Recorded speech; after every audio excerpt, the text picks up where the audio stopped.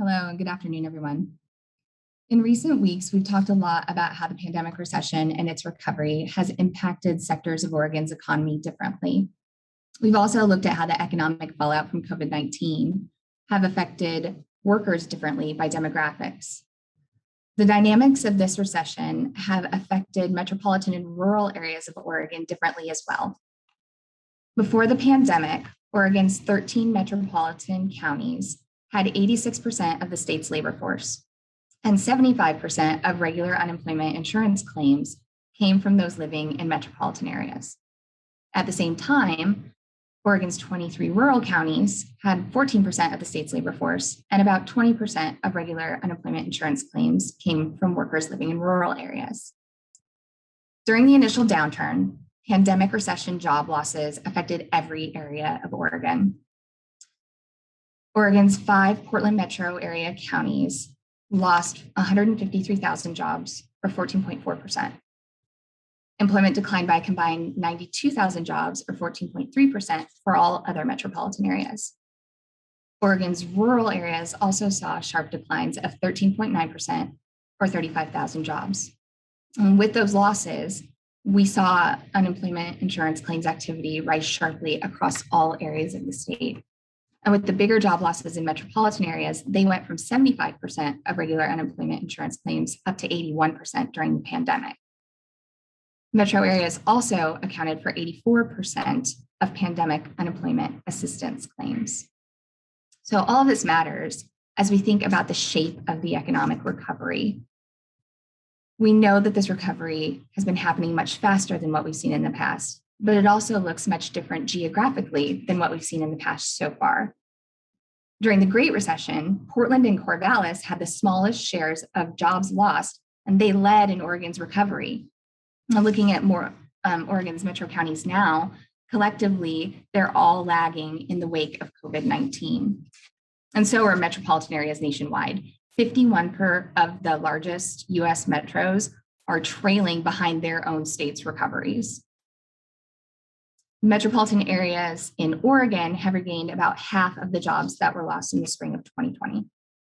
And coincidentally, Multnomah and Benton counties, the two that fared better the last time around, they're struggling even more to regain jobs following the pandemic recession. Each of them have regained about 3 out of 10 jobs that were lost in the spring of 2020. And by comparison, rural areas of Oregon have regained 7 out of 10 jobs that were lost. And 5 counties, all east of the Cascades, have either fully recovered or expanded beyond their pre-pandemic jobs levels. And that includes Crook, Harney, Malheur, Morrow, and Wallowa counties. Now, this also matters when we think about employers' difficulty finding workers. Those areas that are at or near full recovery from the pandemic recession are more likely to already be running up against those longer-term labor supply issues that exist beyond the pandemic. Now, those are things like slower population growth or even population decline in some areas, and having more workers that are either retiring or nearing retirement. Those 5 counties that I mentioned that were fully recovered, each of them have larger shares of workers ages 55 and older than Oregon statewide. And with that, I'll turn it over to Acting Director David Gerstenfeld for more updates. Thank you. Thank you, Gail, and thank you everyone for joining us this afternoon for this update. As a recovery from the pandemic recession continues, we continue to adapt to the changing environment that we're all dealing with. As we've mentioned in previous media briefings, federal law requires that the federal temporary benefit programs and extensions that OED is administering end on September 4th. That means when people file their claims the week of September 5th for the prior week, it will be for the last week covered by those federal programs. This is a very sobering moment. It means people receiving all of those federal programs, PUA, PEUC, MEUC, FPUC benefits, will soon have those benefits stop. For some people, it means they won't be receiving any benefits at all. For others, such as those receiving regular unemployment insurance benefits, they may continue to receive some benefits, but with those additional federal payments stopping, they will get less each week than they have been. People can still receive benefits for weeks up through September 4th under those federal programs if they're eligible, but will not be able to receive the federal benefits for any weeks after September 4th even if they have a remaining balance on their claim. In terms of what this means for Oregon, about 156,000 people in a recent week were receiving benefits. Of those, about 115,000 were getting benefits under the PUA or PEUC programs that end after September 4th. That's a lot of people that are facing the end of their benefits. Fortunately, the number of people in those programs has dropped by about 5% each week recently. And also, fortunately for many people, there are now a lot of great job opportunities. As we get closer to that September 4th deadline, we will continue to update you with additional information on the number of people impacted. These benefit programs have been an incredible lifeline for people. We know many people continue relying on these funds to put food on their table and a roof over their heads, and that this upcoming end of benefits is adding more stress and uncertainty to their lives. We continue to share information with people about other services that may be able to help them. That includes the Supplemental Nutritional Assistance Program, or SNAP, Oregon Health Plan health insurance, rental housing assistance, and 2on1.org, for example. And for people that are looking for a job, the WorkSource Oregon offices will continue to help people whether or not they are getting any unemployment benefits.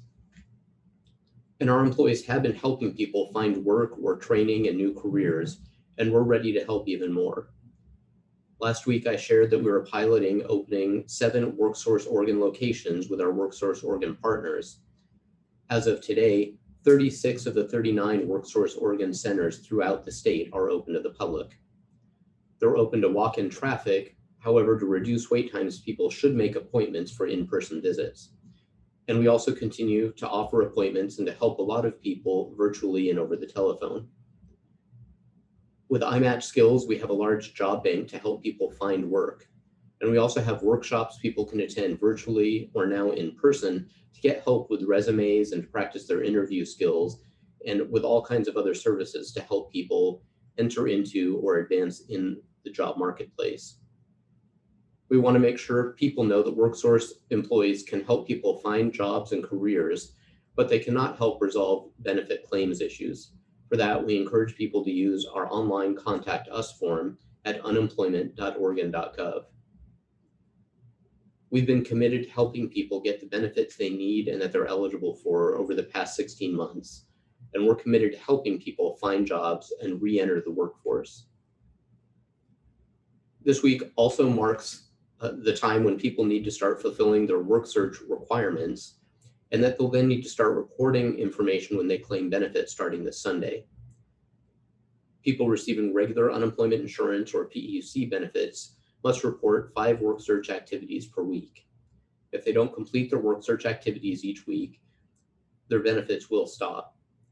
Individuals claiming PUA benefits will see a new weekly certification question that they must answer each week, asking them to affirm that they met the work search requirements. More information about the specific work search requirements for the different benefit programs can be found at unemployment.oregon.gov/return to work. This week, we're doing a webinar at 1 p.m. Thursday, July 29th, and it's going to focus on these work search requirements and with the other normal unemployment benefit eligibility requirements that people are able to work, available to work, and are actively seeking work. Attendees will be able to count this webinar as one of their work search activities for the week, and we'll have simultaneous interpretation available in Spanish, Vietnamese, Russian, and Cantonese for that webinar. As always, people can register for our webinars and view all of the past ones at unemployment.oregon.gov/webinars. And we're encouraging people to visit our website to find the most up-to-date information and to make sure to file their claims and complete required steps like registering an iMatch Skills within the required timeframes. Moving on to legislative-related activity, we're very pleased to report that House Bill 3389 was signed by Governor Brown. This bill was a collaborative effort between the governor's office, business, labor, a bipartisan group of representatives and senators, and the employment department. With this legislation, we're able to continue safeguarding Oregon's unemployment insurance trust fund and also provide needed payroll tax relief to employers. This legislation is another tool that will help our economy through the recovery. There's no application process for the UI payroll tax relief plan. We'll automatically enroll eligible employers into the plan and will contact employers throughout the 2021 unemployment insurance tax year with updates or changes to eligibility status or requirements. There are some conditions that employers have to meet to be eligible for the tax deferral and forgiveness, and we have information that's available online at unemployment.oregon.gov. There's a quick link in the employers section that says HB 3389 payroll tax relief. And sharing the information about the amount of benefits that we've provided from March 15th of 2020 through July 27th of this year, the Oregon Employment Department has paid about $10.3 billion of benefits. Last week, it was about $96 million in benefits to 100,000 people. This upcoming expiration of the temporary federal benefit programs is a really pivotal moment in Oregon's economy and recovery.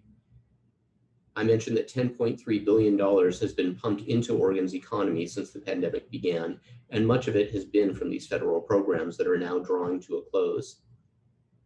It's been an important part of helping us recover faster and making sure that unemployed and underemployed people can get their basic needs met during these difficult times.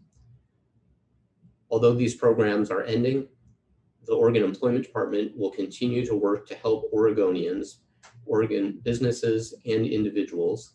And I want to thank our incredible employees who are continually pushing ahead to the next challenge so that we can help people when they need it the most. Thank you for your attention today, and Gail and I are happy to try to answer any questions that you may have. Now we are opening the lines to members of the media to ask questions. We will call on you in the order you RSVP'd. Please make sure you state who you are directing your question to. As a reminder, if you're joining us by phone, please be sure to hit *6 to unmute yourself. If you don't get your question answered, please email oed_communications@oregon.gov. And the first question is from Angelina Dixon at KVAL.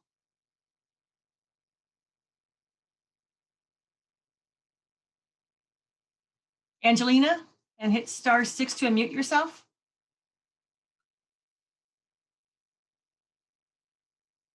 Okay, we'll come back.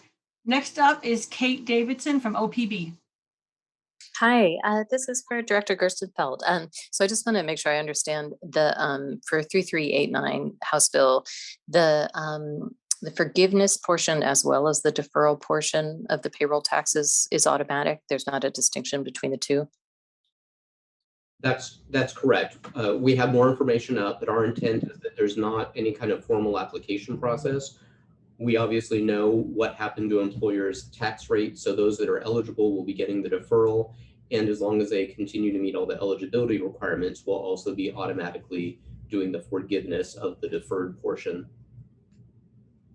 Do you have a sense, this is a different topic, of what the current number of people who have had their PUA benefits stop because of insufficient or lack of proof of employment documentation is?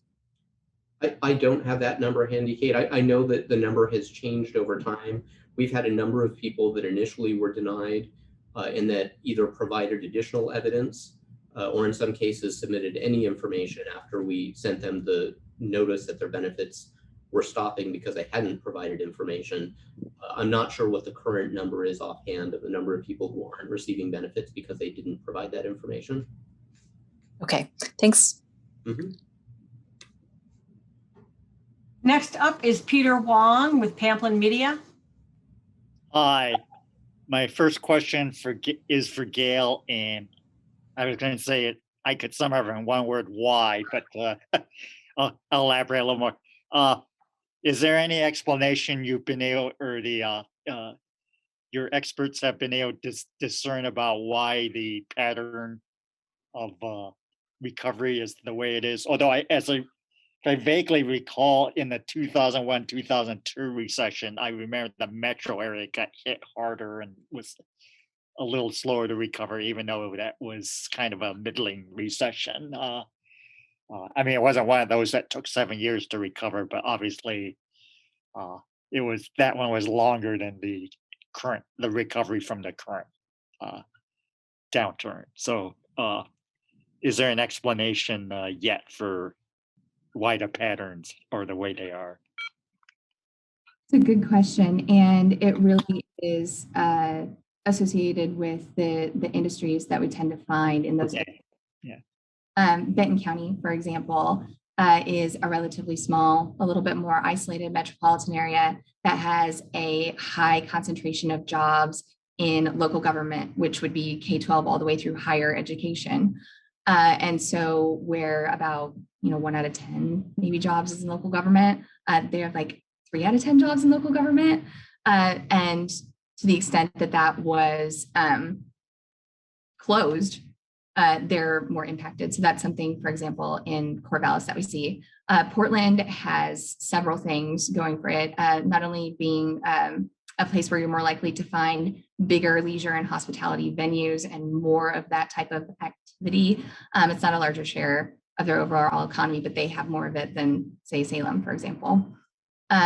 They also have Portland International Airport. And so when airline travel was shut down and when business travel has still been lagging, even as everything else has come back up, that's been a drag on them as well. So there are certain things that are affecting them too. Another one is concentration in transportation equipment.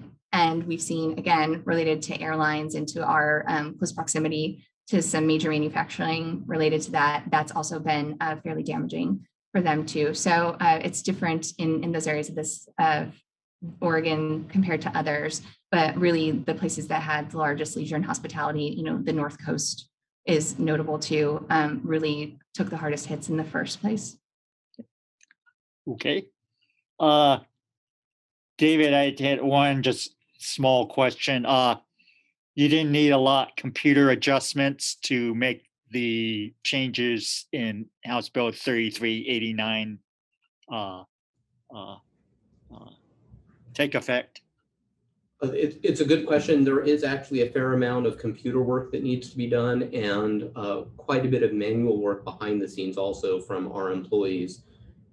That's something that we've been working on since the bill was being discussed so that we could implement that as quickly and as smoothly for businesses as possible. Okay, yeah, I figured since there had been wide agreement on the bill, or because it was negotiated with both houses and both parties involved, that your agency had, and of course your agency was involved as well, that you all knew this was coming at some point. So, okay, thanks. Thank you. Thank you. And next up is Mike Ruggleway with the Oregonian. Hi, I got a question for David. David, I asked last week whether you had any reason to believe the work search requirements would substantially affect the number of people collecting benefits. I'm wondering, now that we're sort of halfway through the week, I asked last week about data from other states or historical data. I wonder if there's any evidence from so far this week about whether or not people are having any trouble demonstrating that, or if that's coming in at about the pace you forecast. Well, the requirement to start reporting will actually kick in next week. So the requirement is that they do the work search activities this week, but the benefit programs are all people seeking benefits after the week for the week that just happened. So we are seeing a lot of questions. We've tried to put a lot of information up on our website and on social media. Again, from what we've seen looking at other states as they have either reinstituted work search requirements or even as federal benefit programs ended, certainly there are some people that have more of an adjustment or that have more difficulty meeting those requirements. We're here to help people that are having a challenge. And there's some people that are falling off of the benefit programs for good reasons because they're finding jobs. But we haven't seen in other states, nor do we predict in Oregon, a real marked drop in the number of people getting benefits just because of that work search requirement kicking in. We think most of the drops are likely to be because people are finding jobs as the economy continues to improve. That being said, we do expect and have seen a large number of calls and contact us inquiries from people. And we think that a fair amount of that is because of people that are understandably just anxious. It's a difficult time, and things are changing a little bit again. So we're here to respond to those inquiries as quickly as we can. Is there any part of the process in particular that's a stumbling block for people that you've observed? And I realize, yes, the people don't have to have demonstrated it yet, but as people are doing it, is there a concentration of calls on any front?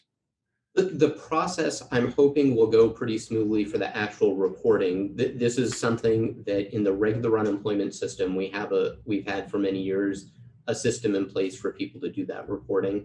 I think the biggest challenge is not so much around the system of reporting, but especially for people that are on pandemic unemployment assistance, who are self-employed, and others who may have had no prior experience in the unemployment insurance programs. Just that uncertainty, especially having lived through such difficult times of what it means to do the work search. And it has been more difficult to define what that means for people that are self-employed than for the people that we have decades of experience of, what should somebody do to be getting kind of a traditional job. There are so many different types of self-employment and different things that people can be doing. So we've done our best to keep it flexible to meet all the different needs of the different types of self-employment, but to provide guidance for what they need to be doing and also what type of documentation we need. But I think it's probably the people that are self-employed that haven't had to deal with the system that are having the most questions or just uncertainty as this requirement resumes. David, I'm sorry to ask a third question, but hopefully it'll flow naturally from what you just said. Is there an example you can give me of the sort of thing a PUA recipient can show or is showing? And I realize everyone's situation is difficult, but just something that would illustrate what you're saying. Sure, and it really does depend on what type of business. What we've tried to do is model it after what we do for people that are in our self-employment assistance program, and say that to continue getting PUA benefits, kind of the equivalent of looking for a job full-time when you're unemployed. If you're self-employed, the equivalent is to be furthering your business venture full-time. So that could be if you have a physical shop, if you are open 20 hours a week and you spend another 20 hours a week doing the books, working on business matters, business-related meetings, hiring, planning, all of those things are activities in furtherance of that business venture, and those would count. The types of records that people have really are so widely varying depending on the type of business. For some, it may be some transaction receipts showing that they were operating throughout the day and the week. For others, it could be a log of the types of activities they were doing and when. Perfect, thank you. Mm-hmm. Next up is Dick Hughes with the Hughesisms. Thank you very much again for doing this. I started with no questions, and there's so many interesting things to talk about that I have many questions, but I'll send some by email probably later. And following up, David, on Mike's question just now, is there an assurance or advice you can give Oregonians who are worried about how to show that they're actually applying for work or doing whatever they need to do for PUA? Because people don't always have the best image of government, and they figure that government will try to do everything it can to keep from paying the benefits. And then I also will have a question for Gail.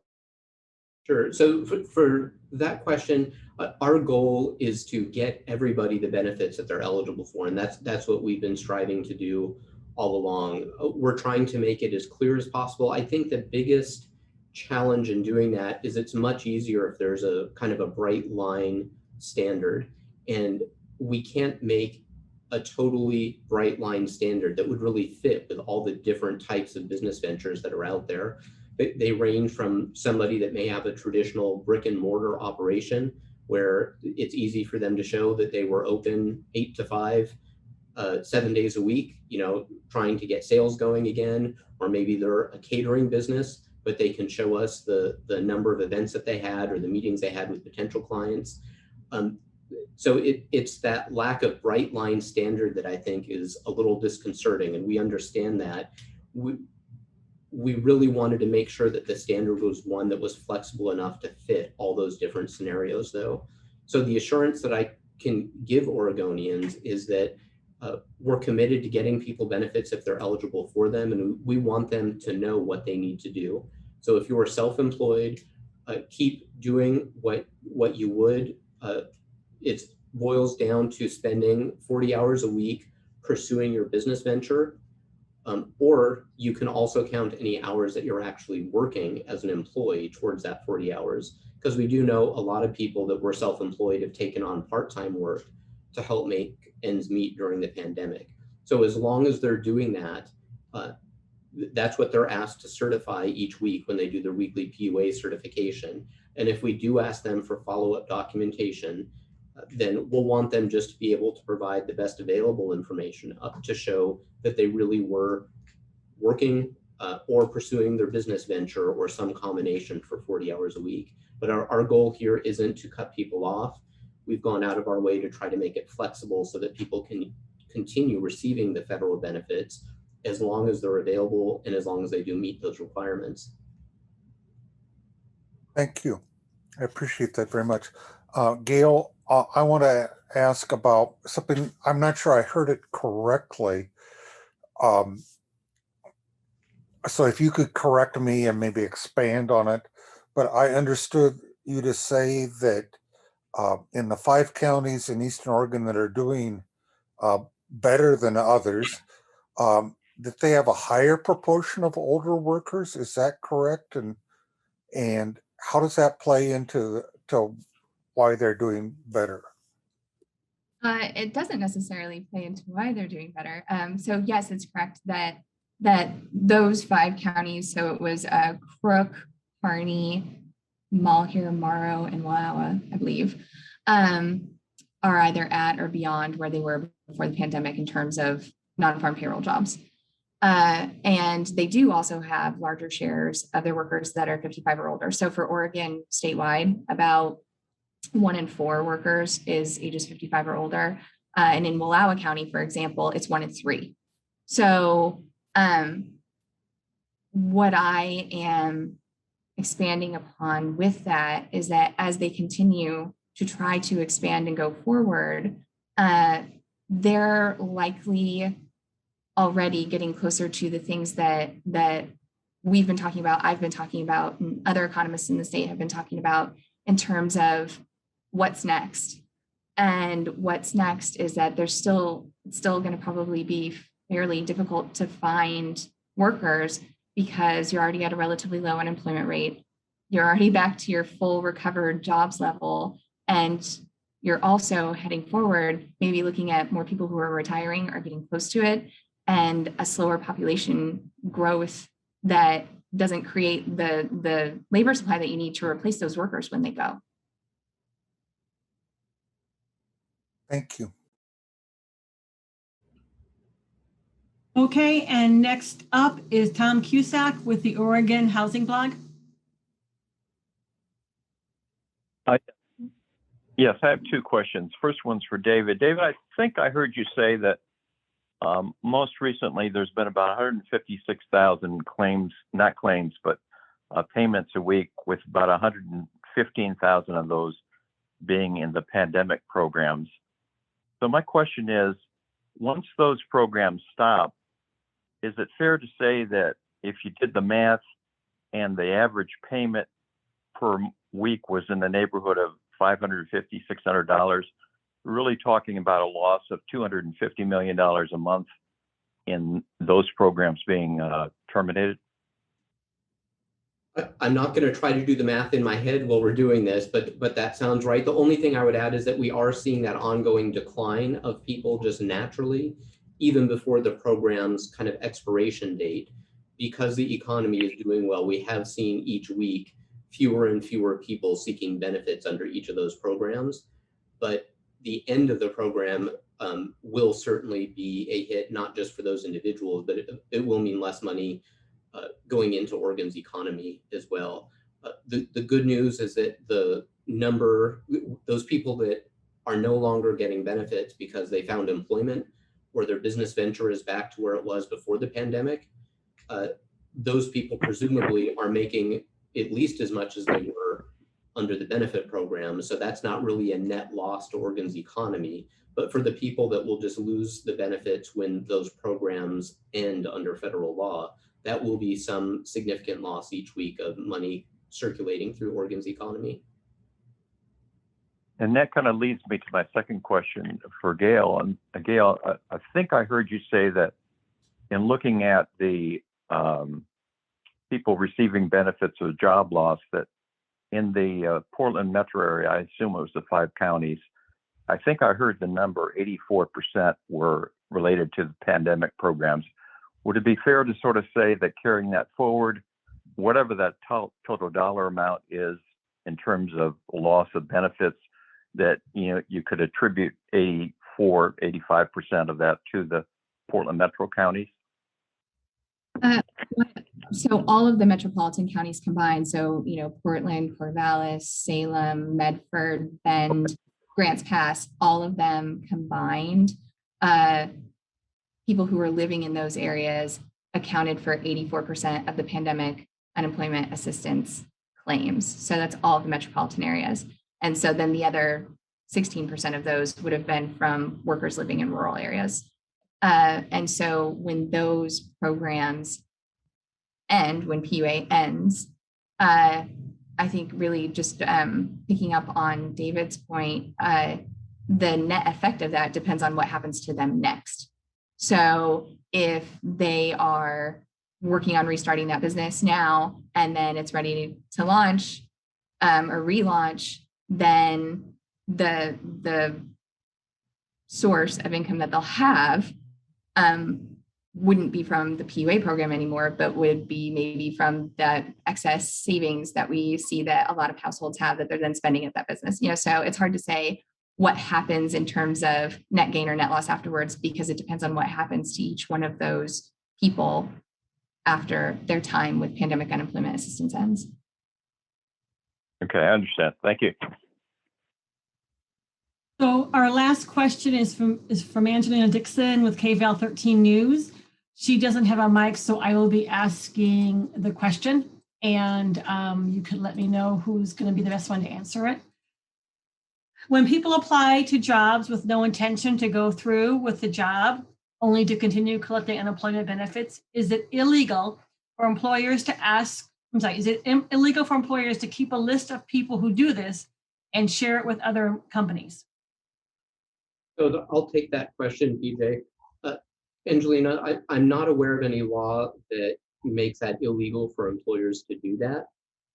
And we've heard some stories from employers about this happening, and some of the things when we followed up that we've been sharing from what we've seen, if somebody is applying for a job and really is turning down a suitable job just because they want to keep getting unemployment benefits, we've been saying since relatively early in the pandemic that that is not something that entitles you to receive unemployment benefits or PUA or any of these other benefit programs. And we have a link on our website for employers to report that to us if they think that somebody is trying to game the system, so to speak, in that way. Some of what we're seeing in the marketplace seems to be for people that are looking for jobs. If they go out and submit 5 job applications, it is such a competitive job market for employers right now that they may get 5 job interviews. And when they go to the first interview, if they get a good offer, they may accept the offer and just not show up for those other 4 interviews. So we're seeing, particularly in some industries that are really competitive, where the job market is really tight and employers are really kind of competing over the same number of workers, we're hearing more of those anecdotal reports. And the short answer is, in some of those cases, we think there's probably other things going on. But certainly if individuals are not trying to get back to work, if they're not intending to go into the workforce, then they're not eligible for the benefits. And we do want to know that so that we can do the right investigation and make sure that we're protecting the benefits so we can get them out to the people that do meet the eligibility requirements.